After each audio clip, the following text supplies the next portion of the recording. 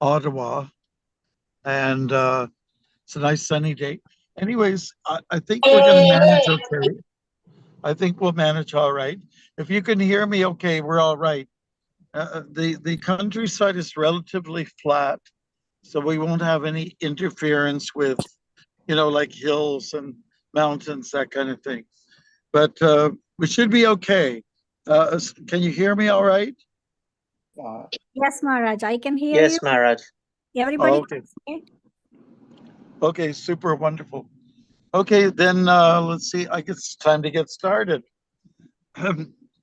Together, Nama Om Vishnu Padaya Krishna Prasthaya Bhutale Srimate Bhaktivedanta Swaminita Namane Namaste Saraswate Deve Gauravani Pracharine Nirvishesha Shunyavadi Paschatya Shatharine Shri Krishna Chaitanya Prabhu Nityananda Shri Advaita Gadadhar Srivas Gaura Bhakta Vrinda Hare Krishna Krishna Krishna Hare Hare Hare Rama Rama Rama Hare Hare. Okay, let's turn to page 1 of the introduction. And you can repeat after me. Om Jnana Tamarandasya. Om Jnana Timirandasya. Gyananjana Shalakaya. Jnana Shalakaya. Chakshur Unmilitam Yena. Chakshur Unmilitam Yena. Tasmai Sri Gurave Namaha. Tasmai Sri Gurave Namaha. I was born in the darkest ignorance. I was born in the darkest ignorance. And my spiritual master opened my eyes. And my spiritual master opened my eyes. With the torch of knowledge. Torch of knowledge. I offer my respectful obeisances unto him. I offer respectful obeisances unto him.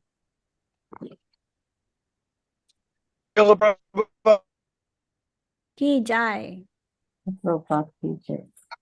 Please, if you could do honor, nice to me.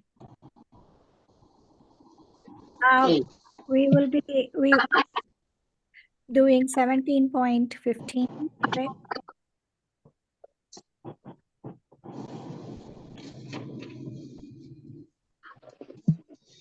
Uh, 17:15. Okay. Anudvega karan bhakyam satyam priya itang chayat swadhyaya vayasam chaiva vanmayang tapa uchite. Translation. Austerity of speech consists in speaking words that are truthful, pleasing, beneficial, and not agitating to others, and also in regularly reciting Vedic literature. Thank you. All right, why don't we get 2 people to read this purport nice and slow so we can absorb it? Well, can we get 2 volunteers? Okay. Why don't Gurudas and Uday go?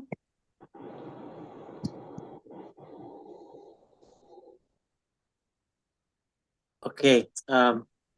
Purport. One should not speak in such a way as to agitate the minds of others. Of course, when a teacher speaks, he can speak the truth for the instruction of his students. But such a teacher should not speak to those who are not his students if he will agitate their minds. This is penance as far as talking is concerned. Besides that, one should not talk nonsense. Thank you. Okay, thank you.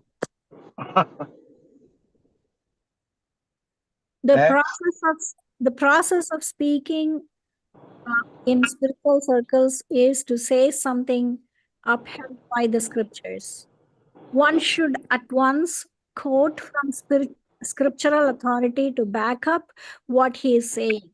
At the same time, such talk should be very pleasurable to the ear. By such discussions, one may derive the highest benefit and elevate human society. There is a limitless stock of Vedic literature, and one should study this.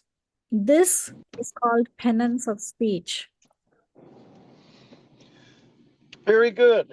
Nice. I think it's such an important verse for devotees to embrace because we like, people, humans love to talk. And I heard some statistics that women talk about double the amount that men do during the course of a day. That's not a criticism. It's just kind of like the way it is. But it's not so much like what really is important. What's the content of what you're saying? What's coming out of your mouth? Is it meant to encourage or is it meant to discourage? Is it meant to, let's say, help you to evolve spiritually or to devolve? So that's what's important. You open your mouth only when it's necessary. And therefore we say that one should be silent, which means only speak that which is relevant. We are in the Bhakti Yoga culture. That means we control our senses, the mind, the senses, the mouth, the sense of touch, hearing. You have to be very choosy about your exposure.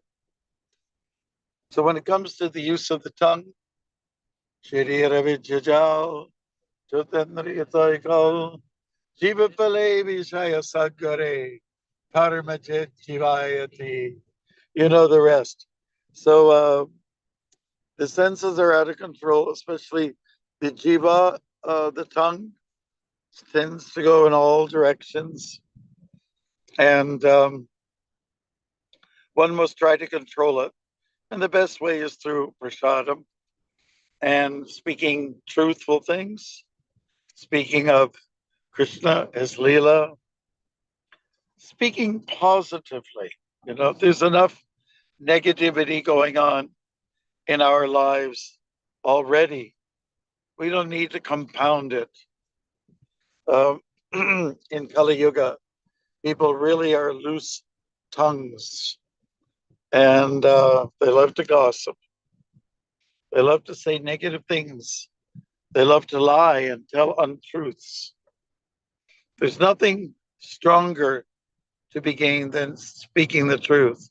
And on the other hand, when we resort to falsity or falsehood, it's the Sanskrit word is mithya, then it can only weaken people.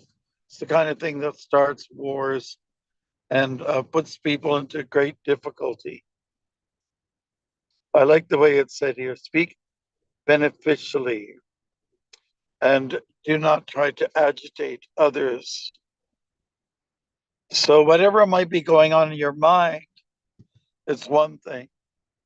And if it's of a negative nature, it doesn't mean you have to voice it. You don't have to open your mouth. That's an austerity in itself. And we sometimes hear people saying, oh, I have to get things off my chest. I just have to say what's on my mind. I have to be very straightforward. That's not exactly what's wanted. Really, what we want to do is to say that which is going to take the spark and get a flame out of it. And we're talking about spiritually, of course. Okay, my book just pages. Anyways, I'm in a car, I'm moving, and that's okay. When we get together every week and we spend time for 1 hour, we speak the truth.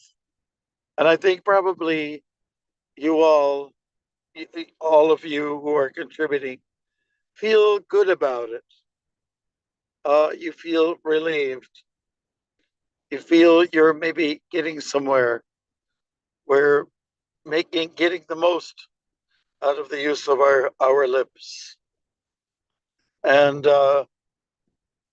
in some of our native communities, they say, never let your mouth get in the way of your two good listening ears. Yeah, so um, we have two ears and we have one mouth. Perhaps that means we should be spending more time in quality listening, reflective listening. And so if you don't have something good to say, just don't say it. Uh, those are some guidelines and observations that we can consider in regards to austerity of speech. I just want to add a little something. But our leaders, our political leaders, are supposed to protect us and guide us. When they often just open their mouth, there's a lot of untruths being told, a lot of promises made that cannot be kept.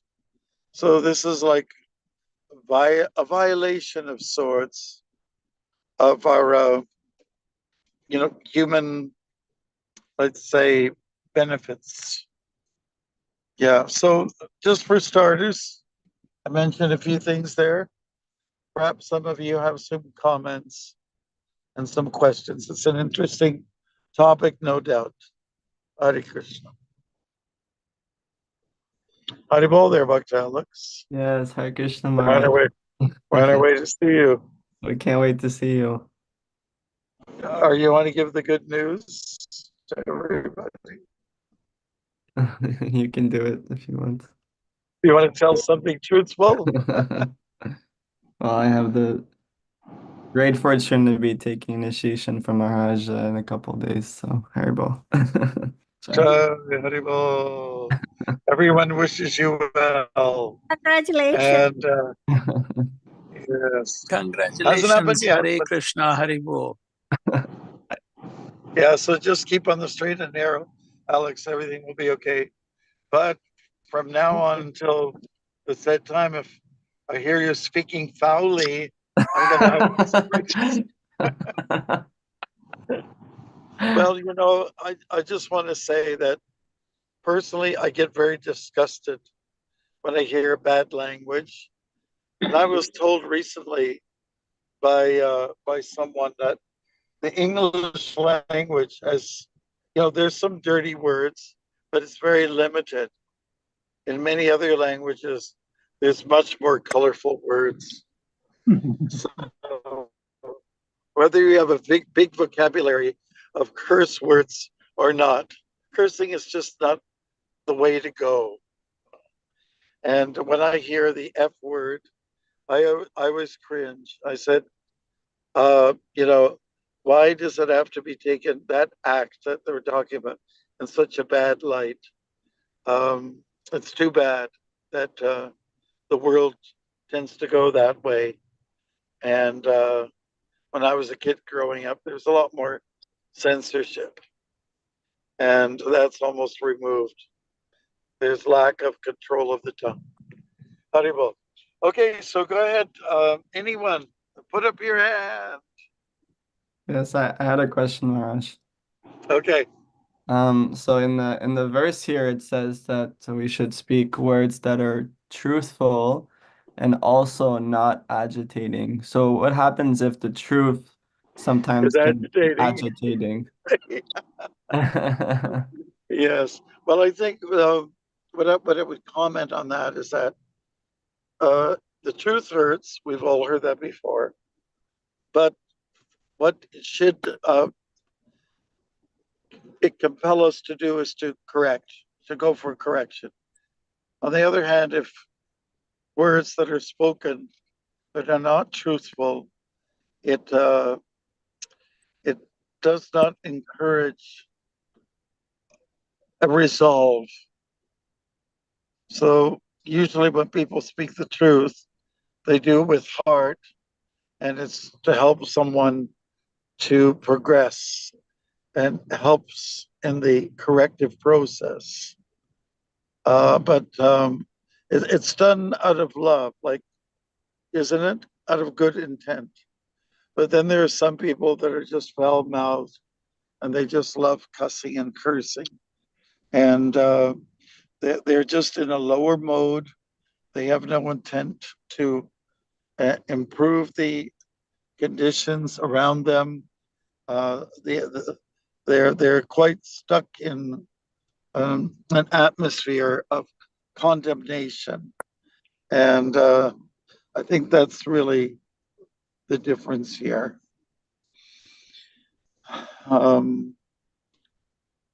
Like, Guru is there to tell the truth. Our parents, if they're well-meaning, the same thing. Any well-wisher will tell the truth. That may agitate, but if agitation brings us to the point of improvement, then it's a good thing. I believe that's the difference here. Some people just want to create the atmosphere of tamagun, and they're happy in their ignorance, and they don't know any other, let's say, don't have any other experience in their life, so they're comfortable in their ignorance. And, so I think we have to draw the line there.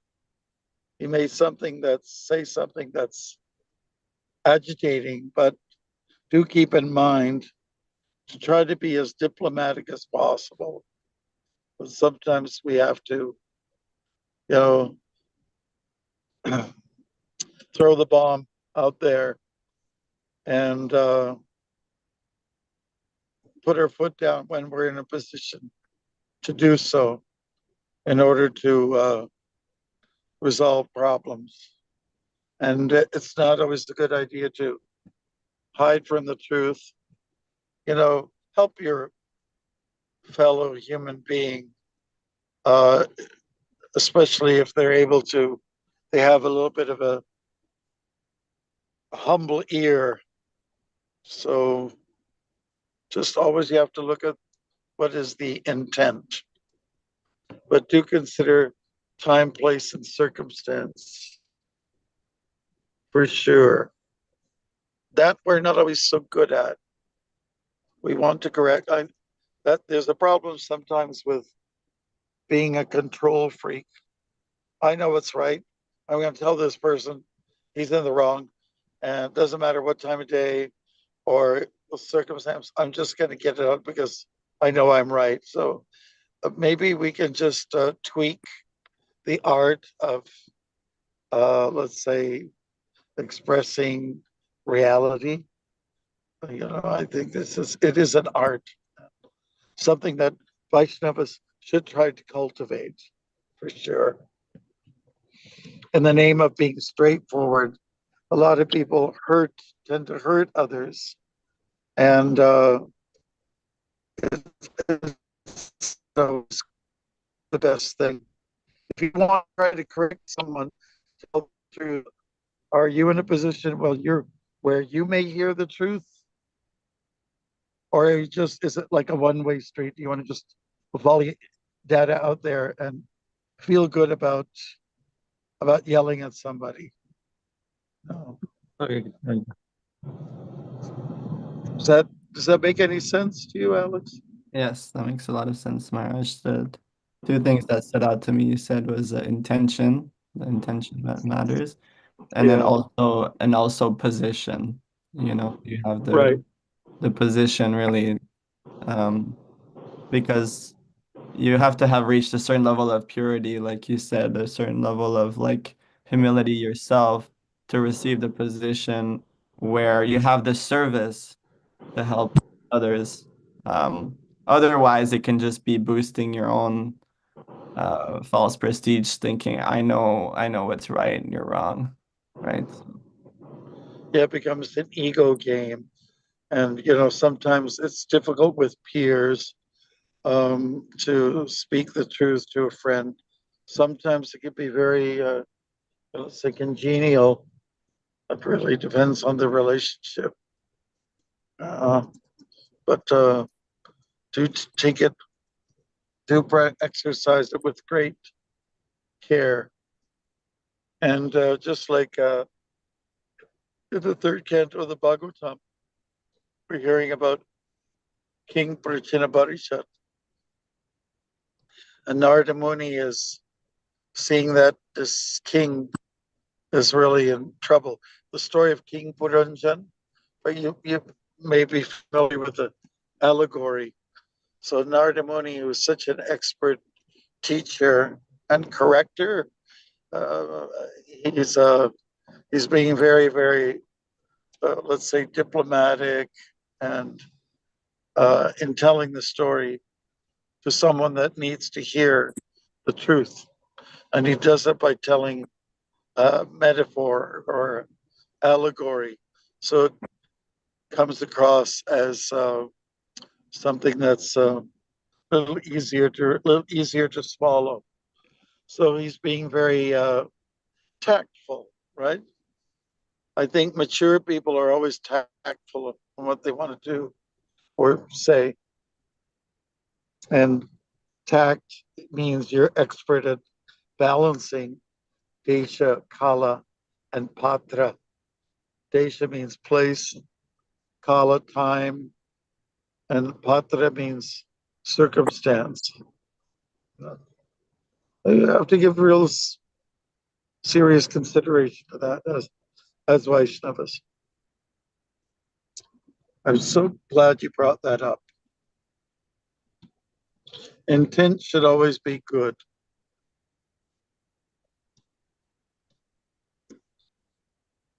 Any other realizations on this topic, Prabhu?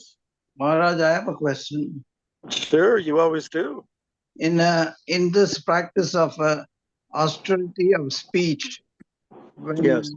good people don't react to bad behavior, isn't it kind of helping the bad behavior prevail? Prabhu, can you just say it a little slower?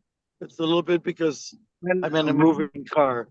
When good people do not react to bad behavior, isn't it kind of helping the bad behavior prevail?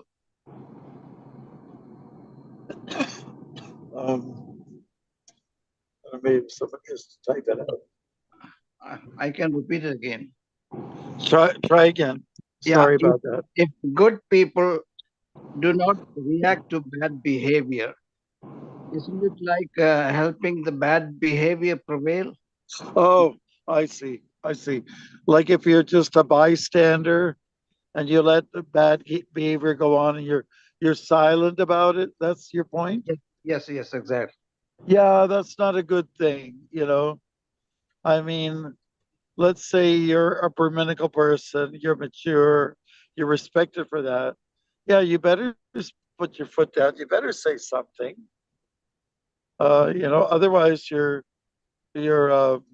but the silence is, admitting that the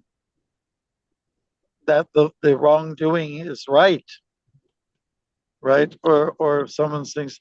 So definitely point out the wrongs. I mean, that has to be done. That's what parents do. That's what good leaders do. That's what the guru does.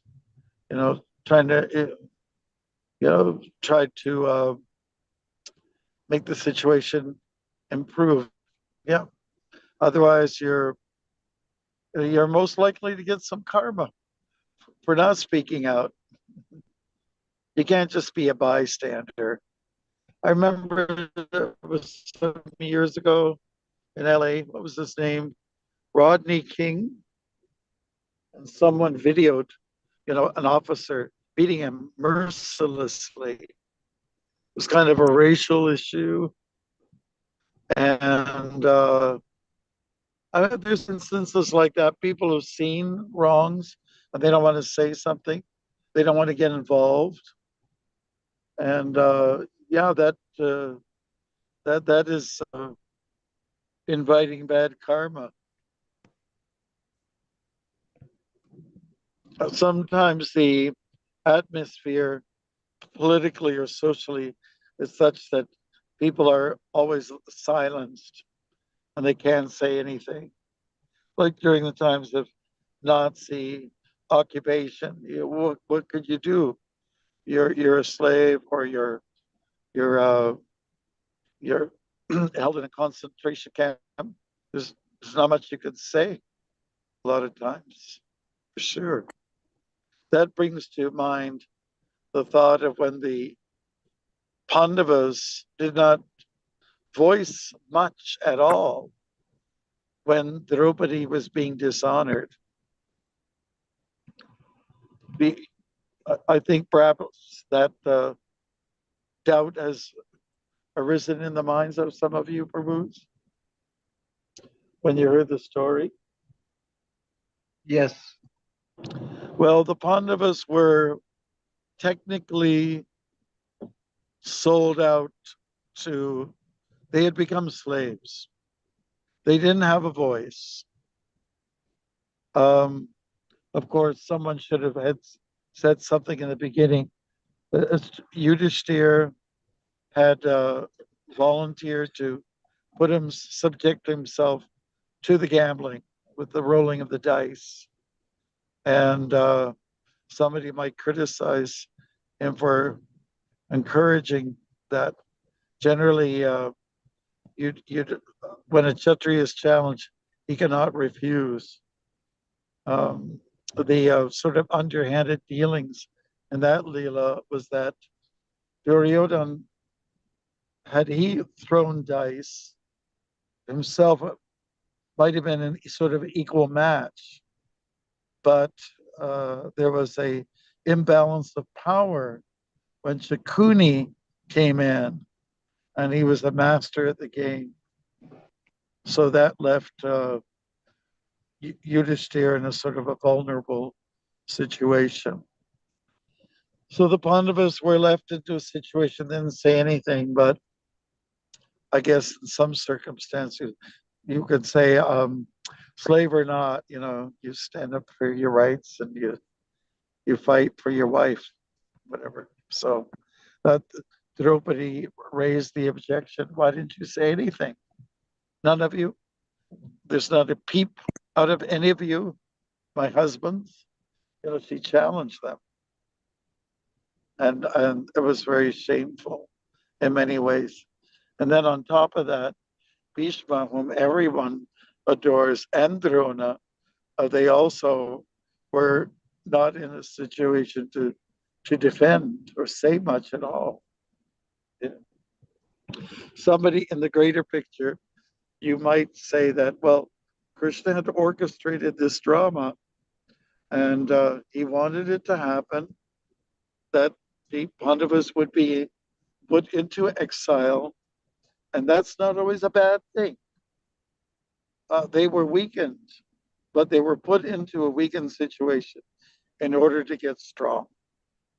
And those people who are strong oftentimes get very proud, puffed up, and as a result of that, they weaken. It's a little bit of a cycle. The whole story of the Devatas and the Asuras. Well, during one period, the demigods are on top, and then they get a little puffed up, they get relaxed and complacent, and then they get taken over by those who were, let's say, put down. In this case, the Asuras. Hare Krishna. Good. Thank you. Food for thought. Is that okay, Baru? Yes, Maharaj. Thank you. Yeah. See, what one author, David Frawley, he wrote a book, Arise, Arjun. And the contents of his book is basically say, come on, Arjun, wake up, take your stance. Do not be humiliated. Let's get firm. let's bond together, build solidarity when there's a need for that. You know? I mean, Prabhupada took certain stances, right? He didn't accept his diploma at the time of graduation. He was a Gandhian. He just made a strong statement. So he was kind of a radical. He was a hippie.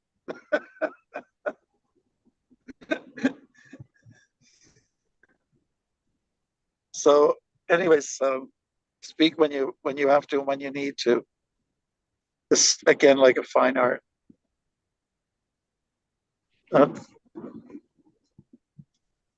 Silence is golden only under the right circumstance. Any other reflections, Bruce? I mean, it's a great topic because, you know, we use our tongue so loosely, and it's a strong weapon, especially when we gossip. Hare Krishna Maharaj, then the small Prabhupada. Yes, Dharmaji. Maharaj, a question. Sometimes, you know, people don't want to say the truth because of fear of punishment, you know. Yes. Right, Uh, that's what we're talking about. Yeah, Yeah. like in Nazi occupation, you know, Yes. you lose your, and there's not much that can be said or done. Yeah, I like, to me, Vasudeva was a real hero. You all know that when on his marriage day with Devaki, you know, he acted very responsibly.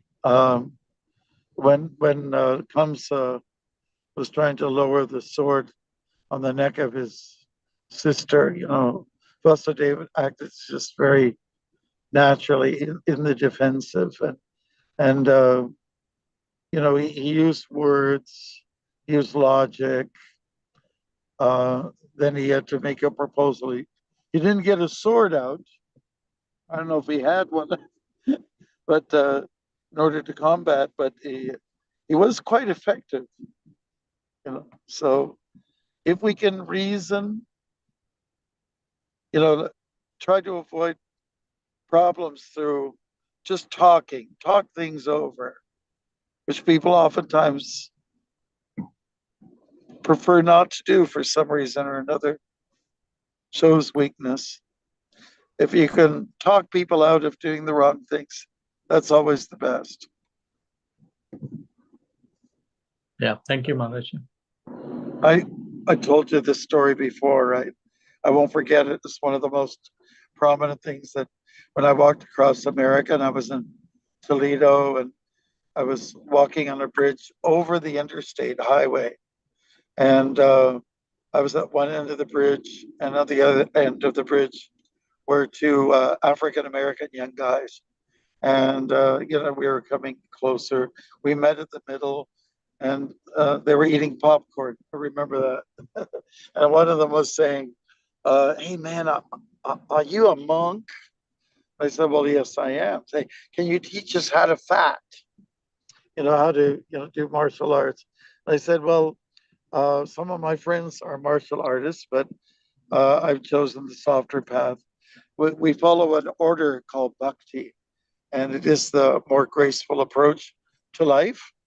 But in our tradition, we do have a group of people who are there to defend, like physically. And so I told these two young men, I said, first of all, you know, in order to avoid any kind of conflict, try to use wisdom. Use wisdom with a W, capital W. And then, but if that fails, then you can use the weapon with a capital W. So, but you try the first method, try to use reason, logic, empathy, kindness, smile, care, reflective listening. All those techniques are very useful in many circumstances. Yeah. So talk when you need to talk. The perfection of talking for us is to ask relevant questions. and that hopefully the answers will come that will help to come to some results. Sometimes you just don't need to say anything. You just need to hear a person speak, let the hurt come out of their mouth, and just convince them that, listen, time is a healer of hurt. And give yourself the time. Time is Krishna. Use Krishna in that way. See him as the deity of time. And I'm not here to advise. I don't have an answer, but I know a solution to your very complex problem. But why not just try the method of say what's on your mind, get it off your chest, and maybe there's no rationale at that moment, but it might come. The truth may come out. The solution to the problem may come. Okay, good. Okay, Dharma. Thank you, Maharaj. Anybody else? I think we're doing good with time. Okay, I've been doing most of the talking. I don't mind hearing from anyone on your realizations. Have you sometimes been silent or you thought you should say something and you felt terribly guilty about it after? Well, that guilt feeling should be an impetus to do things a little different next time around. Or maybe sometimes you said too much, you said it too long, and you said it too loud, even though it might be truthful. Have you ever gone through that, Bruce?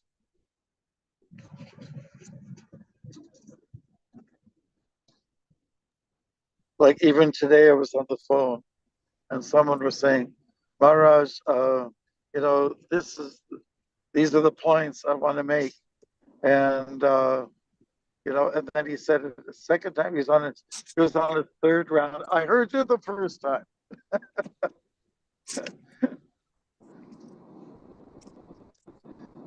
And Maharaj, just a he was reflection. trying I to was push just for it. thinking how a lot Yeah, of go ahead. communication is tone and body language and how we say something.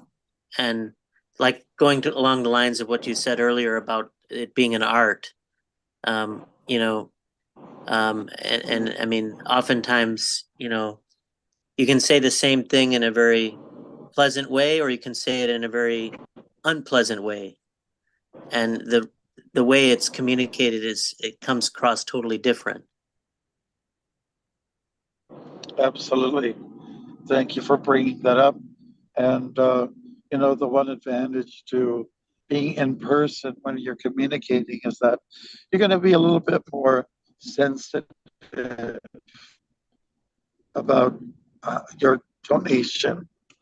And it's just hopefully you'll take a little more care, unless if your intent is to be totally confrontational. But, the way people communicate now, through the internet, we tend to be very harsh. It's a very callous way to communicate. It's so easy to try to shut somebody off, shut them up,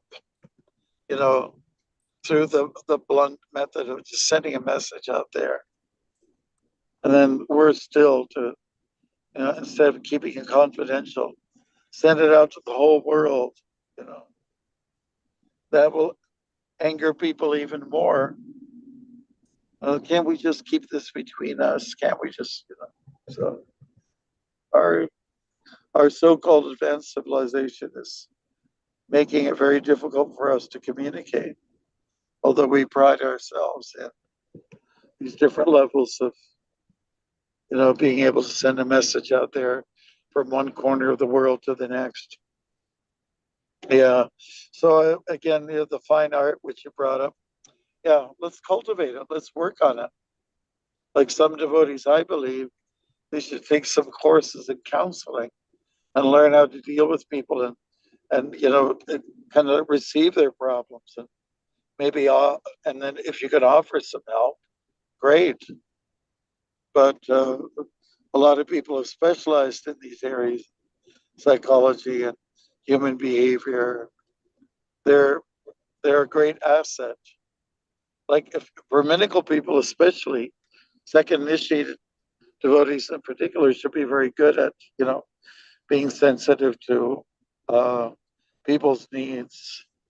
And if if they're asking for someone who's very hurt and in pain, asking for some help, we should be able to deliver some advice based on our experience and what the way we've been trained and taught. Yeah. So what do you think? Very true. When it comes to second initiation, I'm just talking about this. Some of you have already received, some are perhaps in the future. First initiation from Prabhupada, as he's set up for us, it's a little bit liberal. It's kind of easygoing. It's welcoming you into the parampara, into the family. When it's second initiation, you have to be a little more refined and be much more sensitive and much more experienced and mature. And some devotees, they just want, oh, I want to get my second initiation so I can go on the altar. No, it's not about going on the altar. Worshipping deities doesn't always soften you, make you better. In fact, I've seen a lot of people, they get hardened. Said, I've made it. I'm up here on the stage. Can't you see me? It gets to be happen on that level, unfortunately. And it's very, very disturbing. Our motive should be, let's do what pleases Krishna. And for some of us, what pleases Krishna is to help your fellow man and woman. Right. That would be very pleasing to Krishna, right? I think the deities in your zone will be happy if we can learn the art how to compromise, how to soften up a hard situation.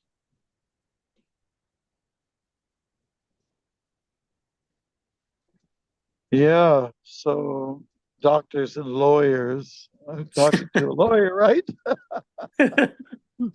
Lawyers should be, very sensitive, very good at hearing. I think they usually are, but also understanding, getting, really trying to help resolve the problems in a genuine way. But truth is really a big issue in the legal system, isn't it? You can be in the legal world. Anything's white, you can make black. Anything black, you can make white. Yeah. So, I admire lawyers who have, integrity and they're behind them and they can be genuinely assisting people. Yeah, well, we're supposed to be truthful, but don't always live up to that. Yeah, that's right. That's right. And your good wife, she's a doctor, right? Yeah. And so, healers are also supposed to be truthful. Like in the medical system, I'm not taking stabs at your wonderful partner. I'm just saying that, in the system that we have now, it's just a healer, a doctor would say, oh, okay, well, we'll just put a cut here and a few things out there. Or here's a pill, here's your prescription. It's just like, without going deep into the matter, very casual consciousness. That's the difference between a world of corruption and a world of purity. Spirituality has to be. I went to get my cleaning on my teeth, and the dental assistant, she was I liked her a lot, and that's the first time I met her. There's Ukrainian background in a Canadian lady, and it was so nice to meet somebody without an accent once in a while. And yeah, we're just talking about the corrupt world, and there's just so much madness taking place. And what Yeah. do you expect when spirituality is not given a priority? You know? What do you Right. expect when there's conscious living and unconscious living? So what is common now is the unconscious living. So what do you expect? So the drug intake is increased, the mental instability is increased. There's depression, homelessness, all these things, theft, crime, all these things are just rising and rising like anything because, first of all, people don't believe in karma, and people don't believe in a higher power, somebody that's watching over you and making some kind of judgment even. They don't believe to believe in anything except for sense gratification. Just want immediate stimulation. That's all I need. That's all I want. What do you expect? Sorry about my phone, and probably I'll examine my ear, 100 times over. That's quite all right, Maharaj. Thank you. Just if I could show you the kind of countryside I'm in. We're in the oldest rock in the world, Canadian Shield, and there's lakes. What is this lake called? Silver Lake. We swim here every year on the way to Ottawa. Beautiful. I don't want to swim right now, though. A bit on the cold side. All right. Anything else, Bruce?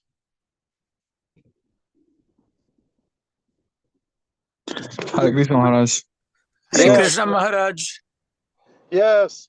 I recognize Haripad's voice and Arjun, right? Yes, yes. Okay, great. Did you want to say something, Prabhus? We can let Haripal go ahead. I'll go after. Go ahead, Haripal, please. Okay. Haripad, Jai. Thank you, Prabhu. Prabhu, Maharaj, I once asked in the Sunday Love Feast. There was a lecture by a young devotee, and this was the time when the Ram temple was being resurrected in India, just like a few months ago, 5-6 months ago, maybe. And then, Yes. so I asked the speaker, we're Hindus in India. I know that, many of the temples were destroyed and mosques were built on top of it. So, now there's a big movement to, at least in the major places, to reclaim those temples. And, so we're doing all this. But we know these same temples were destroyed about 1,000 years ago when the invasions took place from people from outside Bharat. So I asked him, are we doing the right thing by, of course, by removing the mosques and putting a temple back there and then moving them away to some other place, the Muslim people. So are we doing the right thing? What is to say that another 1,000 years from now, this is not going to repeat itself? So I asked him this question, and the speaker was a little bit taken aback, I think, by this question. And I asked him, and he said, I think he said something like, he was a very young speaker. It was a big crowd on a Sunday, and he said, I don't really know what's going to happen. And and then somebody, after the lecture, somebody got really upset at my question, and they came up to me and they said, why did you ask this question? It was no, and so on. So then I said, oh, I'm sorry, I just thought it is very relevant to what's happening at the current time period. And anyway, I went to that young devotee and I said, I'm sorry, I didn't mean to put you in a spot. And I just felt that this is an important question we should think about. So what is your opinion on this, Maharaj, about my question? Maybe I should have asked it in person. Yeah. Kabru, can you, I'm trying to understand your point here. Is it right for us to back up these initiatives? Like, are you talking about from the point of view of ISKCON? Should we be behind these projects? No, Uh, not just trying to ISKCON. understand. I asked him from the general point of view. I asked him, are the Hindu people, or people Vedic background people, doing the right thing by taking back those places, or should we do it in a different way? That was my question to him, in front of like Well, 200 they're trying people to get back. and the Sunday Love Feast. They're trying to get. Well, it didn't sound like there was too much love there. Anyways, I'm just saying, if people, there's some sacred grounds that should be honored, right? And for hundreds of years, that was not the case for the indigenous people, which people Right. call the Hindus right now, right? So, like in Right. North America,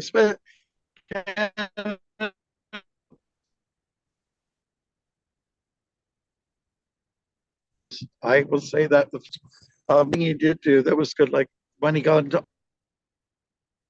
us, he did really try to make a hard effort to help the indigenous and make up for the wrongs done, like in the historical past.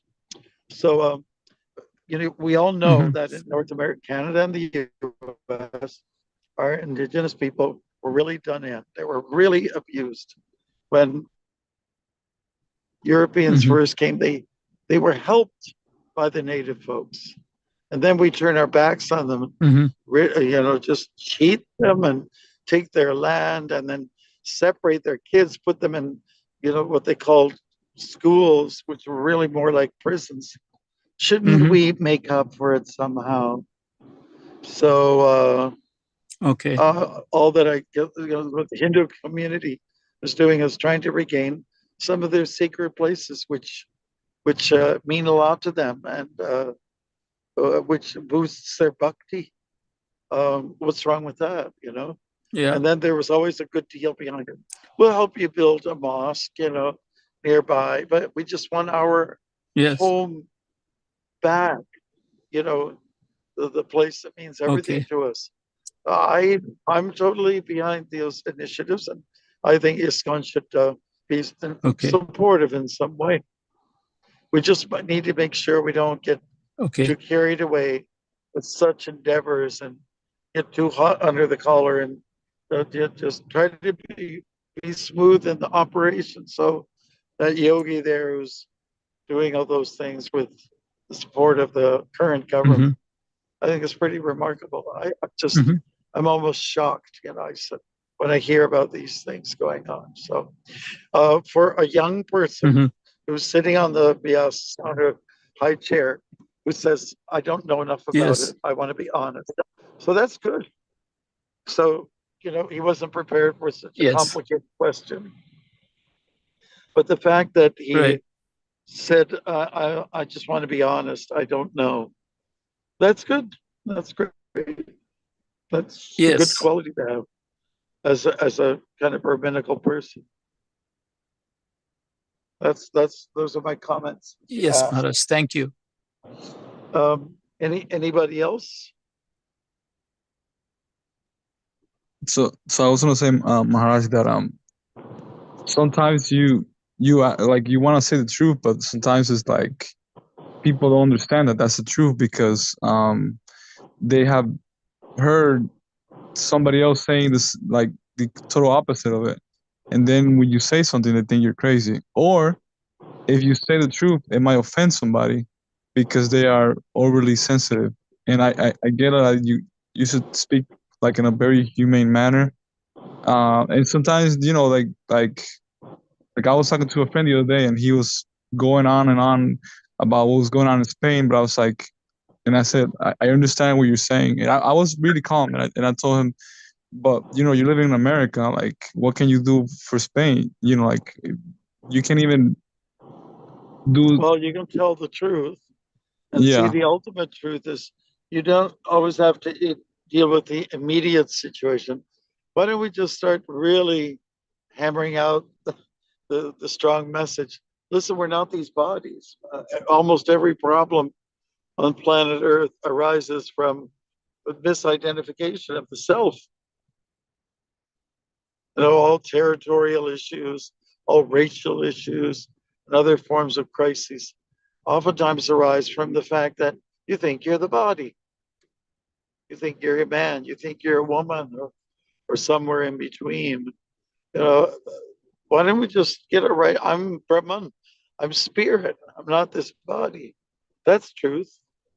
And the first canto of the Bhagavatam, we hear about truth, that truth exists in Kali Yuga, but it goes underground for a bit. It's the one leg of Dharma. The other three represent cleanliness, austerity, and mercifulness. Right? So they all get challenged big time. The one truth remains, that the principle of truth. And that truth is true identity. There is somebody in charge around here, and you can call him God, you can say Krishna, the universe, and just take a humble position. Humility comes from truth, and pride comes from falsehood, arrogance, all that stuff. Good, Prabhu. So just so I get a little feedback, because we didn't hear from everybody, could we just hear everyone say something really quick, like a short phrase? I'm not saying one word. I'm not saying 3 words or 4 words, just a phrase or a short sentence. Is that okay?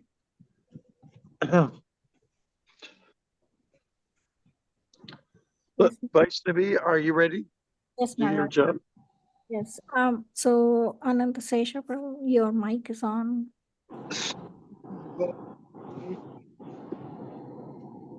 We didn't hear that. Silence is golden. Okay. See, if others can mute yourself until Silence is Yeah, golden. we have to.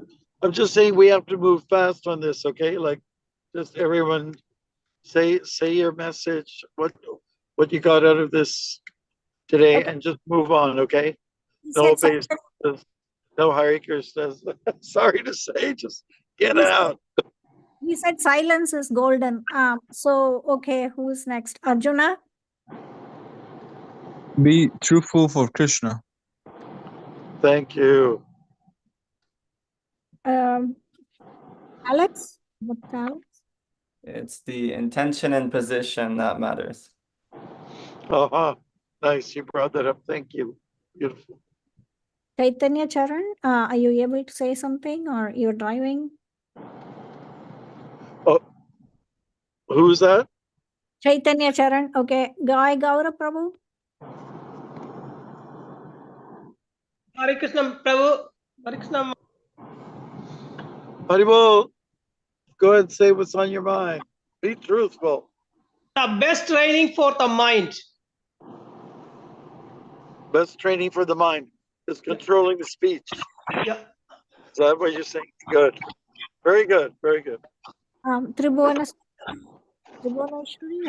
or Mind control. what? Mind control. Mind.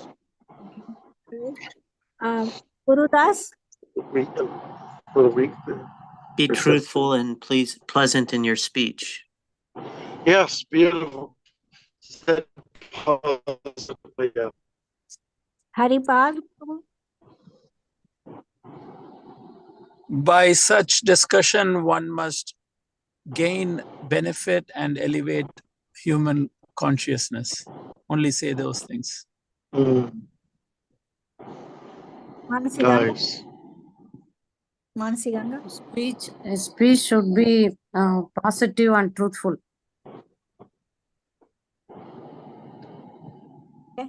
Thank you. Dharma Prabhu? So be truthful and diplomatic. Okay. Thank you. Good. Raman? Hare Krishna. I'm sorry, Mataji, Maharaj. I did not attend the lecture. I joined too late. But the only phrase that I can say is that it's a pleasure to see you again, Maharaj, and it was terrible to be away from you for Are you seeing me? months. Okay. Thank you. Sankalpa. Naman, thank you for all the. He reads the Saffron Path, Maharaj, every week. He has a Zoom. I'm sorry, who's that? Naman. I can't. Who? Naman. Oh, yes, yes. Okay. And Yes, so, yes. thank you so much, Naman. Thank you, Mataji. Thank you, Maharaj. Thank you, Aman. Thank you. Haribol. Sankalpa. Speaking the absolute truth is for the spiritual seekers. Okay, I mean, nice. hearing the absolute truth is for the spiritual seekers. Mm-hmm. Yes, yes. Very good, very good. Sandamini. Hare Krishna Maharaj. Speech should Haribol. always be transparent, honest, and polite, Maharaj. Very good. Thanks for bringing up those good points. Uday. Maharaj, for me, it's like learning to convey truth is an art, or yeah, something like that. Yeah, thank you. Vasanta.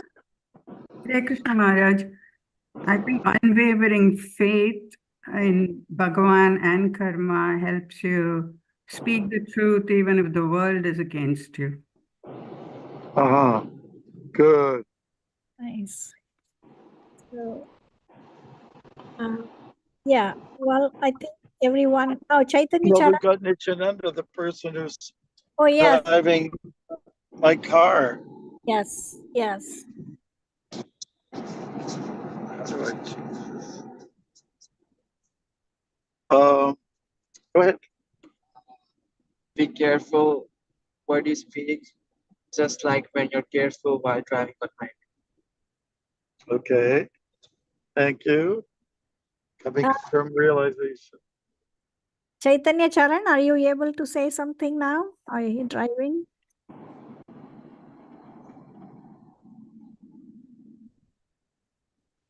So,